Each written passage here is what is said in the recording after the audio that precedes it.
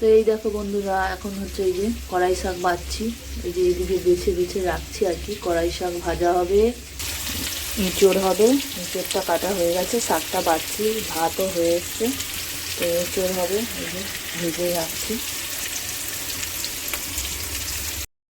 তো এই যে রান্নাবান্না সেরে হচ্ছে মেয়েকে স্নান করিয়ে আবার সেলাইতে বসে পড়েছি। ওই রান্নাবান্নার ফাঁকে যেটুকুনি সময় পাই ওইটুকুনি সময় সেলাই করি আর কি।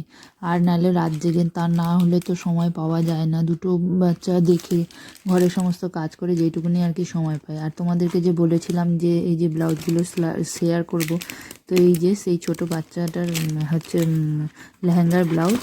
তো এই যে সাদা কড়ির লেসগুলো এখন খুব চলছে, তো এই কড়ির লেস দিয়ে পুরো লাগিয়ে দিয়েছি আর দুটো লটকান করে দিয়েছি, পিছনে বাঁধা সিস্টেম করে দিয়েছি।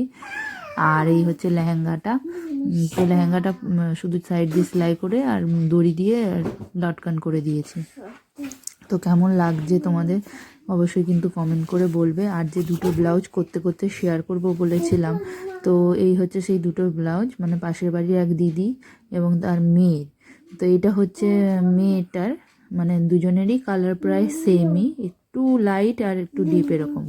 তো পার ছিল না বলে ওই নিচে পিছন দিকে 3টে বোতাম, মানে বোতাম দিয়ে হাইলাইট করেছি আর লেস লাগিয়ে দিয়েছি হাতাতে, পিঠে। আর এই হাতাটা তো খুব ট্রেন্ডিং চলছে, তো ওকে এই হাতাটা করে দিয়েছি আর বোতাম লাগিয়ে দিয়েছি। আর এইটা হচ্ছে সেই দিদি ভাইয়ের ব্লাউজ, পাশের বাড়ির দিদি যে বললাম, ওর তার মেয়ের ওটা একই রকম কালার, দেখো একটু 19-20, একটু লাইট ডিপ। তো তারও এরকম ভি নেক, পুটলি বল। আর এটা প্যাডেড ছাড়া, আগেরটা প্যাডেড দেওয়া ছিল। আর বো করে দিয়েছি আর প্রিন্সেস কাট।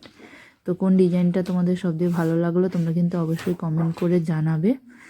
আর ভিডিও যদি আমার ভালো লেগে থাকে তাহলে লাইক, শেয়ার, সাবস্ক্রাইব করবে।